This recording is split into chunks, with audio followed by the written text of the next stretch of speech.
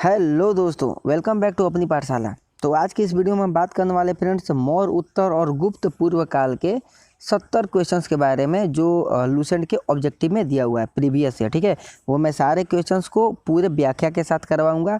एक क्वेश्चन से जितने भी क्वेश्चंस बन सकते हैं वो मैं सारे करवाने वाला हूँ। ठीक है, तो वीडियो के अंत तक जरूर देखिएगा। ठीक है, और मैं बाकी के जितने भी लूसेंट का मैं सार संग्रह को शुरू किया हूँ और सारे वीडियो का मैं लिंक डिस्क्रिप्शन बॉक्स में दे दूंगा, पीछे जो भी मैं करा चुका हूँ। ठीक है, तो अगर आप तैयारी करते हैं रेलवे या कोई भी एग्ज़ाम का, तो ये आपके लिए बहुत ही मस्ट है। ठीक है, तो वीडियो को एंड तक ज़रूर देखिएगा। तो वीडियो को स्टार्ट करते हैं। वीडियो को स्टार्ट करने से पहले आपसे एक छोटा सा रिक्वेस्ट है, अगर आप हमारे चैनल पर नए हैं तो प्लीज़ हमारे चैनल को लाइक और सब्सक्राइब जरूर कीजिएगा। ठीक है, तो चलिए शुरू करते हैं। हमारा आज का पहला क्वेश्चन है फ्रेंड्स, अंतिम मौर्य सम्राट बृहद्रथ की हत्या कर किसने शुंग वंश की स्थापना 185 ईसा पूर्व में की थी। सबसे पहले देखते हैं इसमें से क्वेश्चंस कितना सारा निकलता है। ठीक है, तो अंतिम मौर्य सम्राट कौन था? बृहद्रथ। ठीक है, तो मौर्य सम्राट मौर्य वंश का प्रथम शासक यानी संस्थापक कौन था? तो चंद्रगुप्त मौर्य। मैंने आपको पिछले वीडियो में ही बता चुका हूँ। यहाँ से क्वेश्चंस कितने सारे निकलते हैं ये देखिए।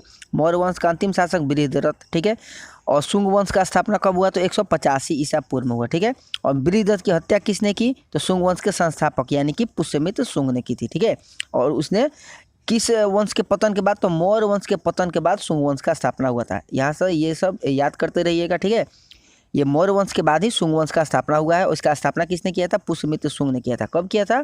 185 ईसा पूर्व में। ठीक है बस, तो यहाँ से इतना सारा डिटेल इस क्वेश्चन से निकलता है।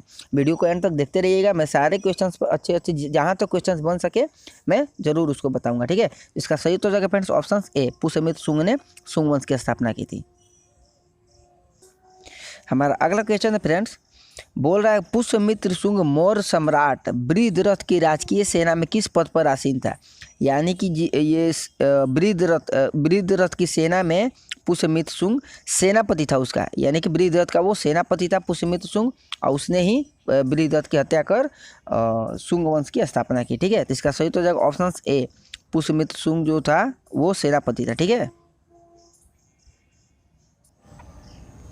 हमारा अगला क्वेश्चन फ्रेंड्स, कंड वंश या कांड वंश के संस्थापक कौन था? ठीक है, तो सबसे पहले बता दें कांड वंश का संस्थापक था वसुदेव। ठीक है, वसुदेव जो था ये शुंग वंश के अंतिम शासक देवभूति की हत्या करके कांड वंश की स्थापना किया था। ठीक है, ये भी सेनापति ही था उसके पद पे, देवभूति का ये भी सेनापति था वसुदेव। ठीक है, इसने देवभूति की हत्या कर, जो देवभूति कौन था? शुंग वंश का अंतिम शासक था। ठीक है, उसका हत्या कर कांड वंश का स्थापना किया। ठीक है, कब किया था? तो 73 ईसा पूर्व में। ठीक है, याद रखिएगा, यहाँ से इतना क्वेश्चन बनता है। तो इसका सही तो हो जाएगा ऑप्शन ए, वसुदेव।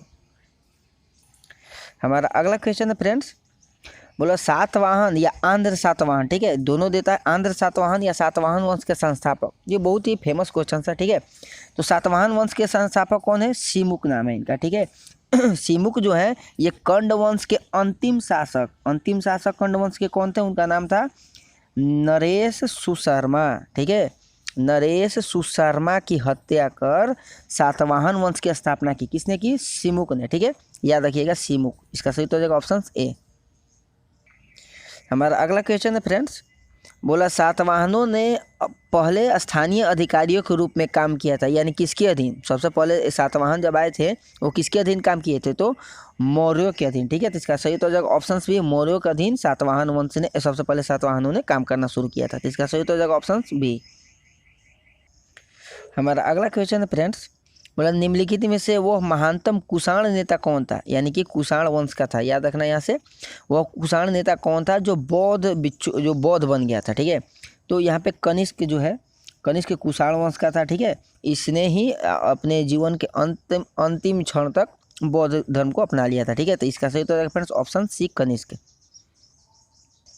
हमारा अगला क्वेश्चन है फ्रेंड्स, कुषाण वंश के दौरान मूर्तिकला की गांधार शैली, याद रखिए कुषाण वंश काल के बारे में बात कर रहा है, मूर्तिकला की गांधार शैली निम्नलिखित में से किसका मिश्रण था? तो आपको तो भारत और ग्रीक, ये जो है भारत और ग्रीक शैली से गांधार मूर्तिकला बनता था कुषाण वंश के दौरान। ठीक है, तो इसका सही तो हो जाएगा ऑप्शन डी। ये सारे के सारे क्वेश्चन पूछ चुका है, रिपीटेड क्वेश्चन है। ठीक है, मैं लूसेंट से करा रहा हूँ पूरे व्याख्या के साथ, आप वीडियो के एंड तक जरूर बने रहिएगा। ठीक है, तो इसका सही तो हो जाएगा फ्रेंड्स ऑप्शन डी। हमारा अगला क्वेश्चन है फ्रेंड्स, बोला कनिष्क की राजधानी कहाँ थी? ये क्वेश्चन पूछता है, ठीक है। ये कनिष्क की राजधानी, प्रथम राजधानी पुरुषपुर बनाया था, ठीक है। कनिष्क की प्रथम राजधानी जो है पुरुषपुर था। और दूसरा राजधानी पूछता है, दूसरी राजधानी कहाँ बनाया था, तो मथुरा में बनाया था फ्रेंड्स, ठीक है। याद रखिएगा, कनिष्क की प्रथम राजधानी पुरुषपुर थी और दूसरा राजधानी मथुरा थी, ठीक है। इसका सही तो हो जाएगा ऑप्शन ए। हमारा अगला क्वेश्चन है फ्रेंड्स, बोला पुरुषपुर निम्नलिखित में से किसका दूसरा नाम था। तो पुरुषपुर पेशावर को कहते थे, ठीक है, जो अभी पाकिस्तान में है पेशावर। तो पेशावर का ही दूसरा नाम पुरुषपुर था। इसको कनिष्क ने अपनी राजधानी बनाई थी प्रथम, ठीक है। तो इसका सही हो जाएगा ऑप्शन सी। हमारा अगला क्वेश्चन है फ्रेंड्स, बोला चरक किसके राज्य चिकित्सक थे, ठीक है। तो चरक जो था बहुत ही महान राज्य वैद्य था जो कनिष्क के शासन में था, ठीक है। कनिष्क के शासन में उसी का राजवैद्य था, ठीक है। और चरक ने एक रचना की थी चरक संहिता, ये क्वेश्चन भी पूछ चुका है, ठीक है। चरक संहिता की रचना चरक ने की थी, ठीक है, जो बहुत ही बड़ा राजवैद्य था और कनिष्क के शासन काल में था। तो इसका सही तो हो जाएगा ऑप्शन डी। हमारा अगला क्वेश्चन है फ्रेंड्स, तक्षशिला के प्रसिद्ध होने का कारण क्या है, यानी कि तक्षशिला किस लिए प्रसिद्ध है। तो तक्षशिला गांधार शैली के लिए प्रसिद्ध है, ठीक है। तो इसका सही तो हो जाएगा ऑप्शन सी। हमारा अगला क्वेश्चन है फ्रेंड्स, बोला भारत में सर्वप्रथम स्वर्ण मुद्राएं किसने चलाई, ठीक है। तो यहाँ ऑप्शंस के हिसाब से इसका सही तो हो जाएगा ऑप्शंस बी, इंडो बैक्ट्रियन जो आए थे भारत, उन्होंने ही सबसे पहले स्वर्ण मुद्राएं चलाई थी, ठीक है। और गुप्त वंश जो है, गुप्त के शासन काल को हम लोग स्वर्ण काल कहा जाता है। याद रखिए, क्वेश्चन बहुत बार पूछ चुका है, गुप्त वंश को हम लोग स्वर्ण काल कहते हैं, ठीक है। स्वर्ण काल का युग कहा जाता है गुप्त वंश को। इसका सही तो हो जाएगा ऑप्शंस बी, इंडो बैक्ट्रियन, ठीक है। हमारा अगला क्वेश्चन है फ्रेंड्स, बोला किस संग्रहालय में कुषाण कालीन मूर्तियों का संग्रह अधिक मात्रा में है, ठीक है। तो कुषाण कालीन, जब कुषाण का बात आ गया तो सबसे पहले बताएंगे तो पेशावर यानी पुरुषपुर सबसे पहला राजधानी था, दूसरा मथुरा बनाया था। तो मथुरा संग्रहालय में ही होगा इस ऑप्शन के हिसाब से, ठीक है। तो इसका सही तो हो जाएगा ऑप्शन ए, मथुरा संग्रहालय, ठीक है। हमारा अगला क्वेश्चन है फ्रेंड्स, बोला कि निम्नलिखित में से किसने सोने के सर्वाधिक शुद्ध सिक्के चलाए थे। थोड़ा सा भी कंफ्यूज नहीं होना है, शुद्ध सिक्का का बात कर रहा है, सोना का शुद्ध सिक्का का बात कर रहा है। तो सबसे किसने चलाया था, तो कुषाण वंश ने चलवाया था, ठीक है। सर्वाधिक सोने के शुद्ध सिक्के को किसने जारी किया था, कुषाण वंश ने। इसका सही तो हो जाएगा ऑप्शन ए। हमारा अगला क्वेश्चन है फ्रेंड्स, बोला कि सातवाहनों के समय मुद्रा सर्वाधिक किस धातु के बने थे, यानी कि सातवाहन वंश के दौरान सबसे अधिक मुद्रा किस धातु का बनाया था उन्होंने। तो सीसा का। याद रखिएगा, यहाँ से याद रखना सातवाहन वंश सीसा, दोनों स से स्टार्ट है, ठीक है। तो सातवाहन के समय मुद्रा सर्वाधिक किस धातु का बना था, तो सीसा का बना था फ्रेंड्स, ठीक है। इसका सही तो हो जाएगा ऑप्शन ए। हमारा अगला क्वेश्चन है फ्रेंड्स, बोला कि निम्नलिखित में से कनिष्क के समकालीन कौन थे। सबसे पहले कनिष्क यानी कुषाण वंश के बारे में बोल देते हैं। कुषाण वंश के वास्तविक संस्थापक के रूप में हम लोगों को विम कडफिसस को माना जाता है। इनका नाम है विम कडफिसस, ठीक है। इसको कुषाण वंश का वास्तविक संस्थापक माना जाता है। और कुषाण वंश का अंतिम शासक वासुदेव है, ठीक है, याद रखिएगा, वासुदेव है। और ये समकालीन के बारे में बात कर रहा है तो नागार्जुन, ये जो नागार्जुन है, नागार्जुन जो था ये भारत का आइंस्टीन कहा जाता है, ठीक है। और ये उनके दरबार के दरबारी थे, ठीक है। वसुमित्र भी उनके दरबारी थे, अश्वघोष भी उनके दरबारी ही थे। तो ये तीनों यानी कि ये ऑप्शन भी इनके कनिष्क के समकालीन हो जाएंगे, ठीक है। तो इसका सही तो हो जाएगा फ्रेंड्स ऑप्शन बी। हमारा अगला क्वेश्चन है फ्रेंड्स, बोला किस वंश के शासकों ने ब्राह्मणों एवं बौद्ध भिक्षुओं को कर मुक्त भूमि या गांव देने की प्रथा की शुरुआत की थी। तो किस वंश के, तो सातवाहन वंश के शासकों ने ब्राह्मणों और बौद्ध भिक्षुओं को कर मुक्त यानी कि टैक्स मुक्त भूमि और गांव देने की प्रथा को शुरू की थी। तो इसका सही हो जाएगा ऑप्शन ए।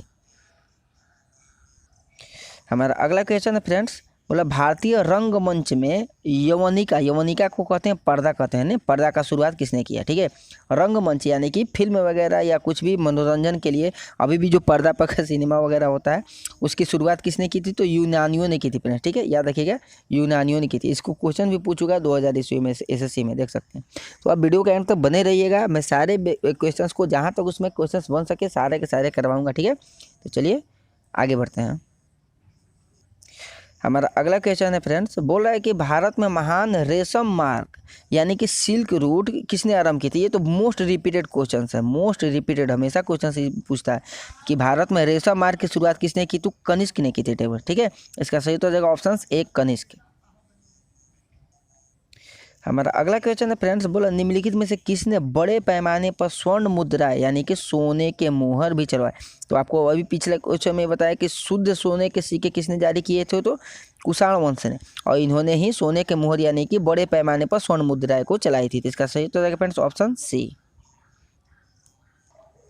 हमारा अगला क्वेश्चन है फ्रेंड्स, बोल रहा है कि चरक और नागार्जुन किसके दरबार की शोभा थे। तो आपको पीछे ही बता दिया, चरक जो थे ये महान वैद्य थे कुषाण वंश में कनिष्क के शासनकाल में। ठीक है, और नागार्जुन जो है, अभी भी नागार्जुन को भारत का आइंस्टीन कहा जाता है। याद रखिएगा, क्वेश्चन भी पूछता है भारत का आइंस्टीन नागार्जुन को कहा जाता है। इनकी एक पुस्तक है माधिका सूत्र, क्या नाम है, माधिका सूत्र, जिसको हम लोग सापेक्षता का सिद्धांत भी पुस्तक को कहते हैं, उसके लेखक नागार्जुन है। ठीक है, तो इसका सही उत्तर हो जाएगा ऑप्शन ए कनिष्क के दरबार की शोभा थे चरक और नागार्जुन। ठीक है,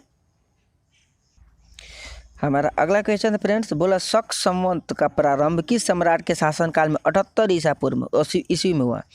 तो याद रखिएगा शक संवत की शुरुआत कब हुई, 78 ईस्वी में। यहाँ से एक क्वेश्चन बन गया, और किसके शासनकाल में हुआ था, तो कनिष्क के शासनकाल में शुरुआत हुआ था फ्रेंड्स। ठीक है, इसका सही तो हो जाएगा ऑप्शन बी। देख सकते हैं मोस्ट रिपीटेड क्वेश्चन है। ठीक है, तो इसका सही तो हो जाएगा फ्रेंड्स ऑप्शन बी।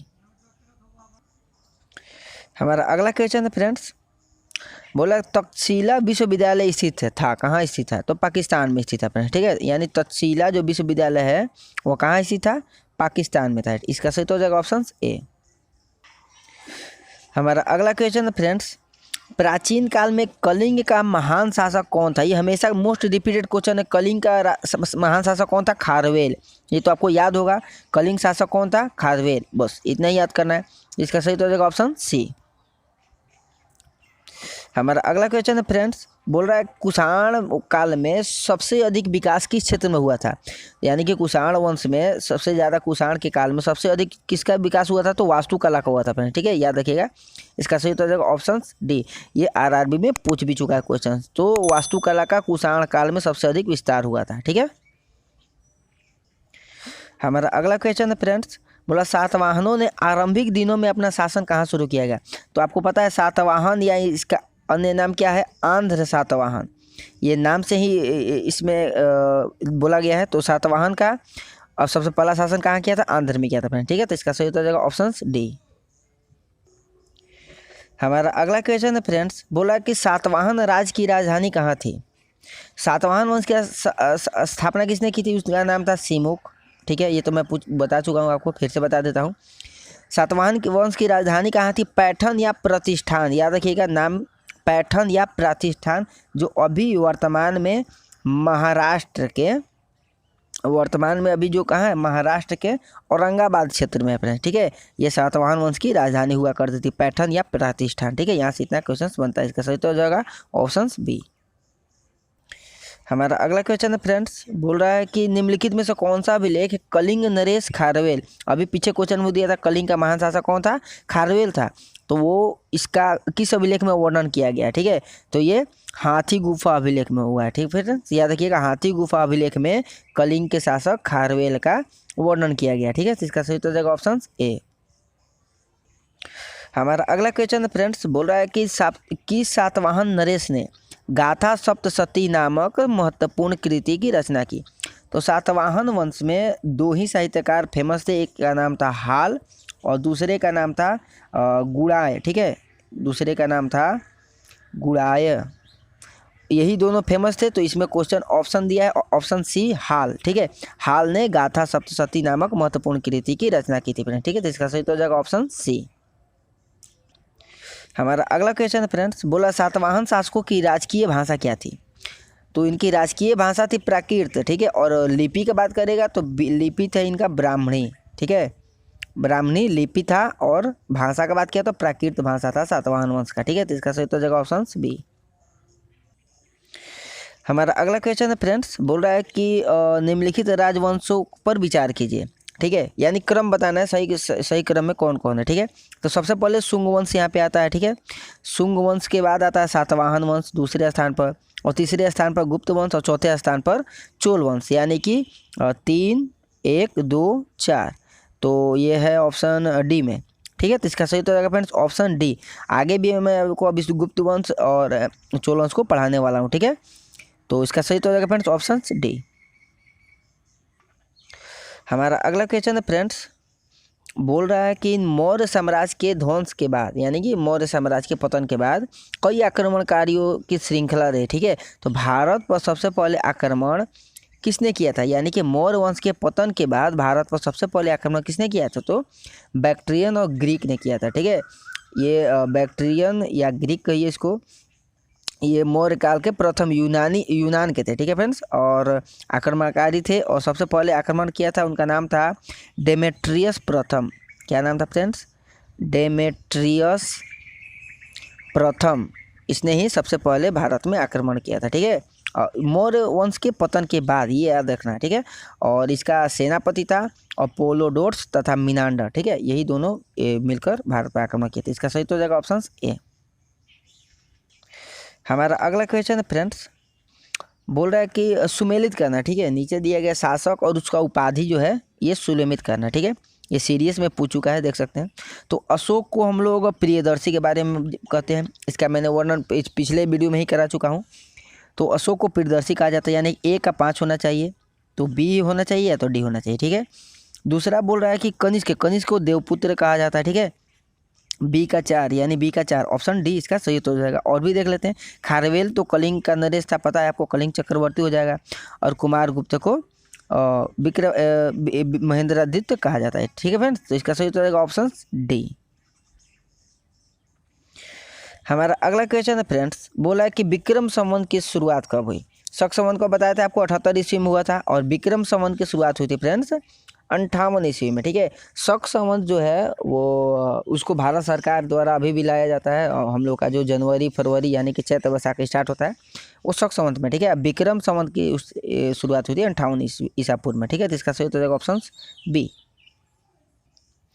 हमारा अगला क्वेश्चन है फ्रेंड्स, थोड़ा सा मुश्किल है लेकिन हो जाएगा। ठीक है, बोला है कि यहाँ पर संवत्सर और किस समय की गणना किया गया। ठीक है, इसका हम आपको सही उत्तर बता देते हैं, ऑप्शन डी इसका सही उत्तर हो जाएगा। ठीक है, विक्रम संवत्सर को 58 ईसा पूर्व में, शक संवत्सर को आपको बता दिए 78 ईस्वी में, और गुप्त संवत को 320 ईस्वी में, और कली संवत को 3102 ईसा पूर्व में। ठीक है, तो यहाँ पर सारे संवत के बारे में दिया गया, तो इसका सही उत्तर हो जाएगा ऑप्शन डी।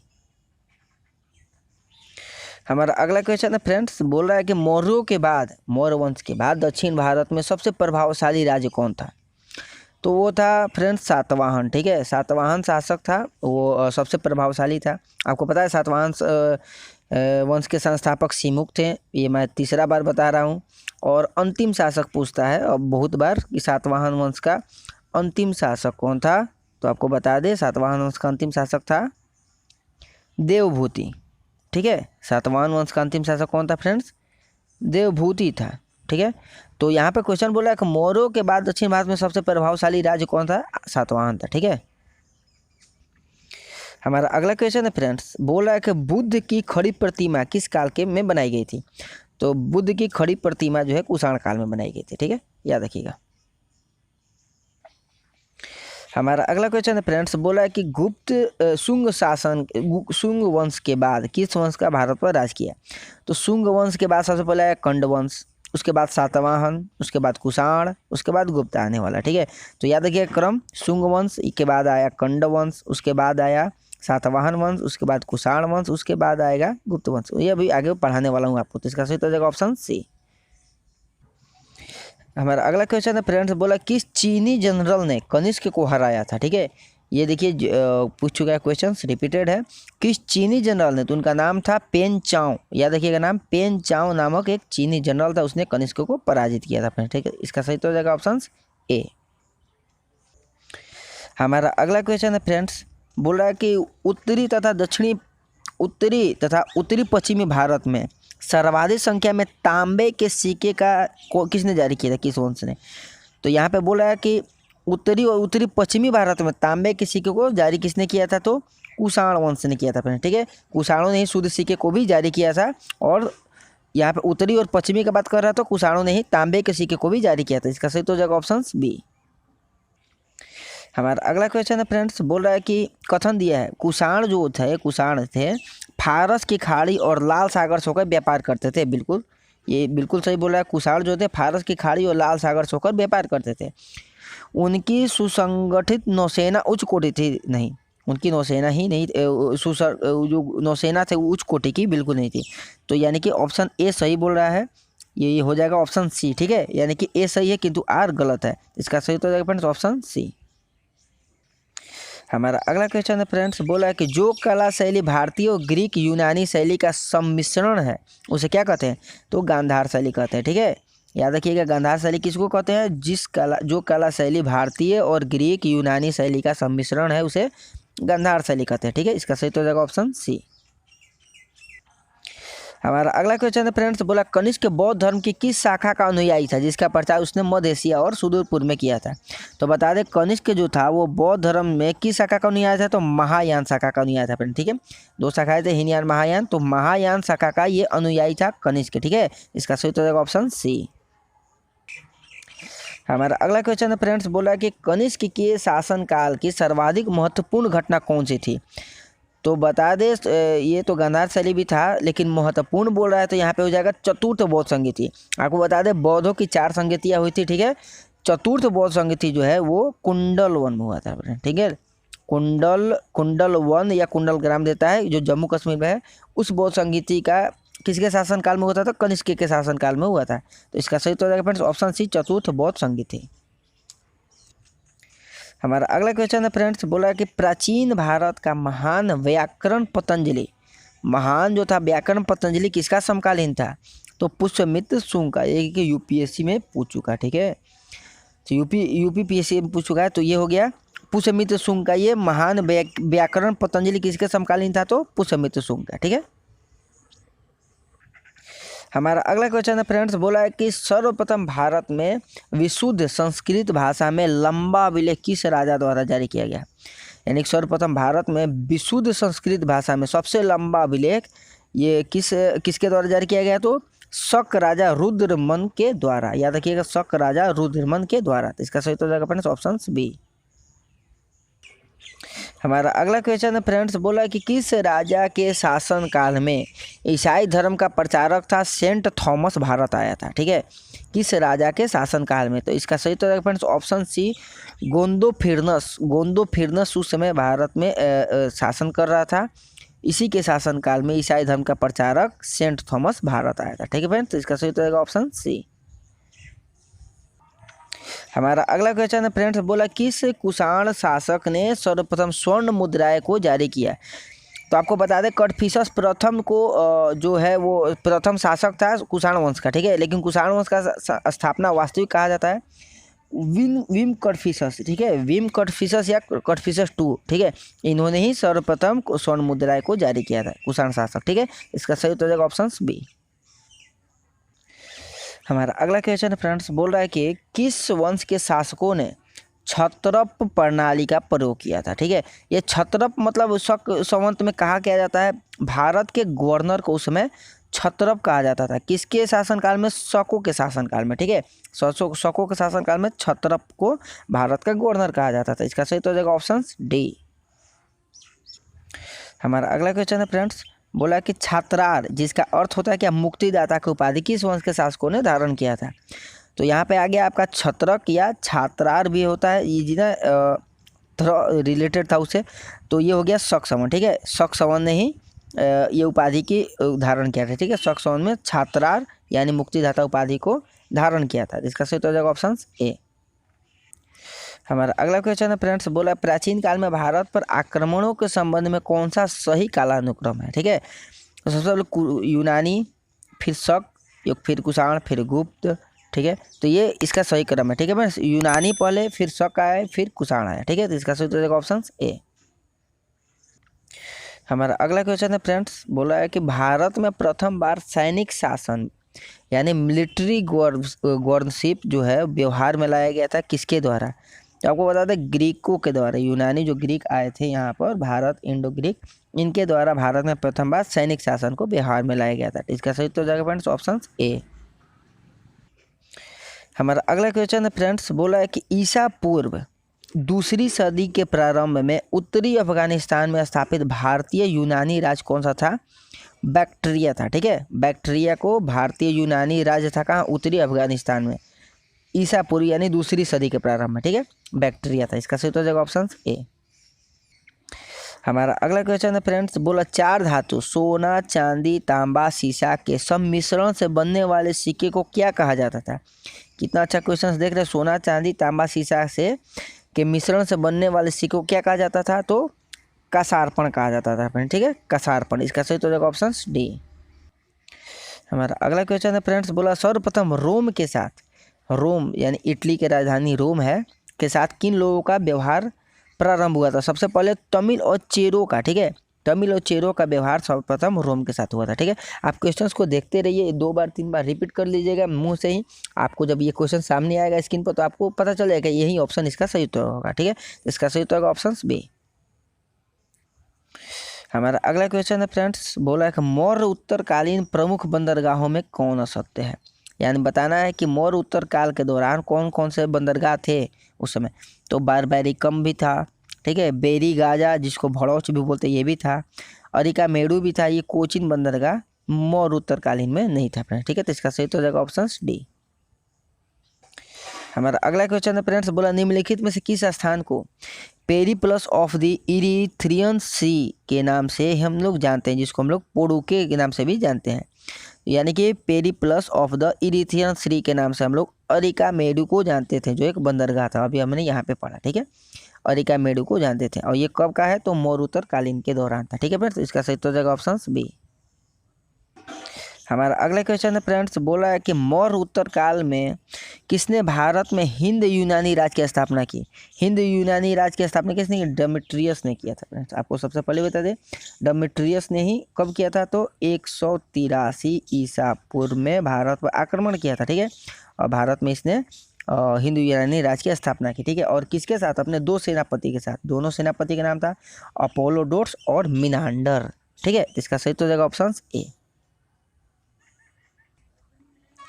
हमारा अगला क्वेश्चन है फ्रेंड्स, बोला कि निम्नलिखित में से किसने अपने जीवन के उत्तरार्ध में अपने पुत्र के हाथों में राज सत्ता सौंपकर बौद्ध भिक्षु बन गया था?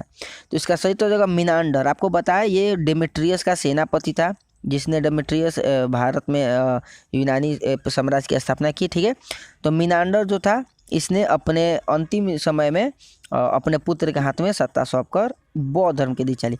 और ये क्वेश्चन पूछता है मिनांडर को बौद्ध धर्म की दीक्षा दी किसने? तो नागसेन। ठीक है, नागसेन बोलिए या नागार्जुन बोलिए, नागार्जुन या नागसेन, इन्होंने ही मिनांडर को बौद्ध धर्म की दीक्षा दी। जिसका सही तो हो जाएगा ऑप्शन सी। हमारा अगला क्वेश्चन है फ्रेंड्स, बोला कुषाणों का संबंध किससे था?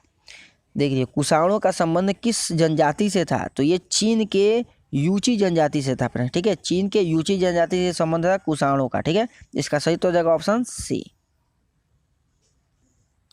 हमारा अगला क्वेश्चन है फ्रेंड्स, बोल रहा है कि निम्नलिखित में से कौन कनिष्क के बौद्ध होने का उत्तरदायी था?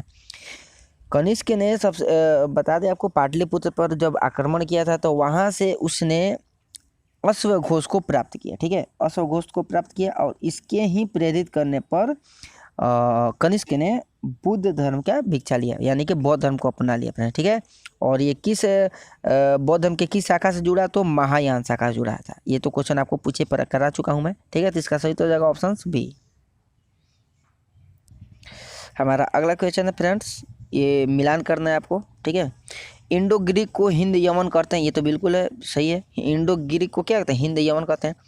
शक को सिथियन कहा जाता था, अभी भी है, मतलब ये भारतीय नाम उसका, ये विदेशी नाम है। ठीक है, ये विदेशी नाम है, ये भारतीय नाम है।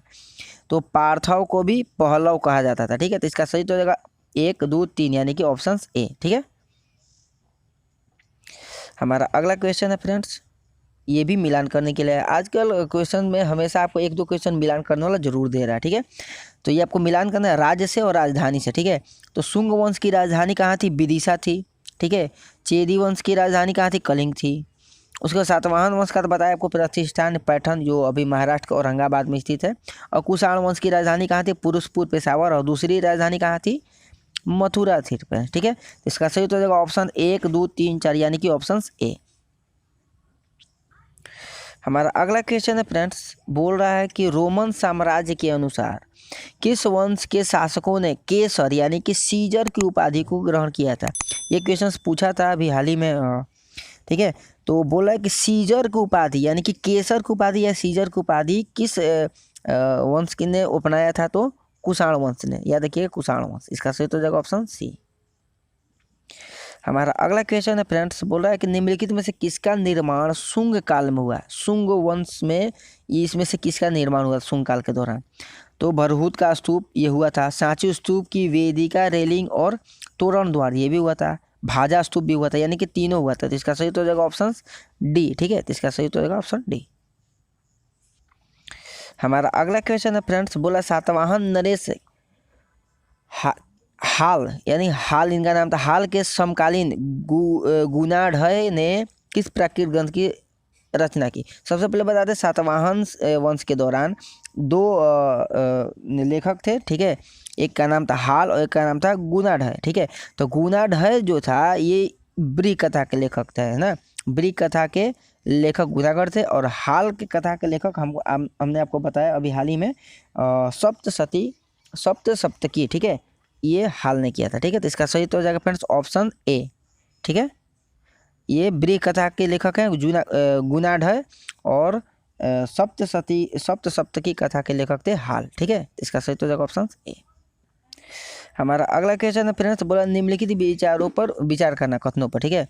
बोला है कि सातवाहन शासक बौद्ध पर अत्याचार करते थे, बिल्कुल नहीं, गलती बोल रहा है। उसके बाद है कि पुष्यमित्र शुंग बौद्धों के संरक्षण देते थे, ये भी नहीं, ना के बराबर। बोला बोध गया में शशांक ने बोधि वृक्ष को काट दिया था, ये बिल्कुल सही है। ये क्वेश्चन पूछता है बोधि वृक्ष को किसने कटवाया था? तो शशांक ने कटवाया था फ्रेंड्स, ठीक है। तो इसका सही हो जाएगा ऑप्शन डी, केवल 3 सही है, ठीक है। हमारा अगला क्वेश्चन है फ्रेंड्स, बोल रहा है कि निम्नलिखित में से किस अभिलेख में चंद्रगुप्त मौर्य और अशोक दोनों का उल्लेख किया गया है? दोनों का उल्लेख किया गया, ये हो जाएगा ऑप्शन इसका बी सही। महाक्षत्रप रुद्रदमन का जूनागढ़ अभिलेख में, याद रखिएगा जूनागढ़ अभिलेख किसका?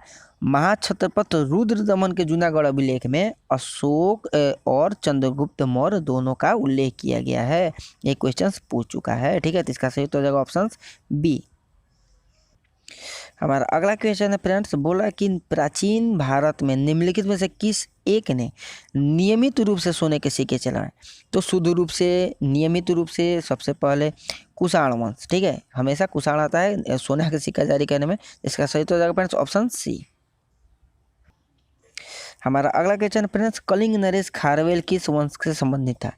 ये देखिए क्वेश्चन कितना अच्छा पूछा है। कलिंग का राजा था खारवेल, ये तो हम लोग जानते थे, ये किस वंश का था ये नहीं जानते थे। तो यहाँ पे ये भी याद कर लेते हैं, कलिंग का राजा जो खारवेल है ये चेदी वंश का था फ्रेंड्स, ठीक है। याद रखिएगा किस वंश का था? चेदी वंश का। तो फ्रेंड्स ये था हमारा आज का टॉप 70 जो मैं लुसेंट के वस्तुनिष्ठ प्रश्नों से करवाता हूँ, जो आपके आने वाले एग्जाम के लिए काफ़ी महत्वपूर्ण है, ठीक है। मोस्ट रिपीटेड क्वेश्चन है। तो आपको ये मेरा सेशन कैसा लगा हमें अपनी राय ज़रूर दीजिएगा। और अगर आप हमारे चैनल पर नए हैं तो प्लीज़ हमारे चैनल को लाइक और सब्सक्राइब जरूर कर दीजिएगा, ठीक है। तो मिलते हैं हम अपने अगले वीडियो में अपने अगले सेशन के साथ, तब तक के लिए अलविदा।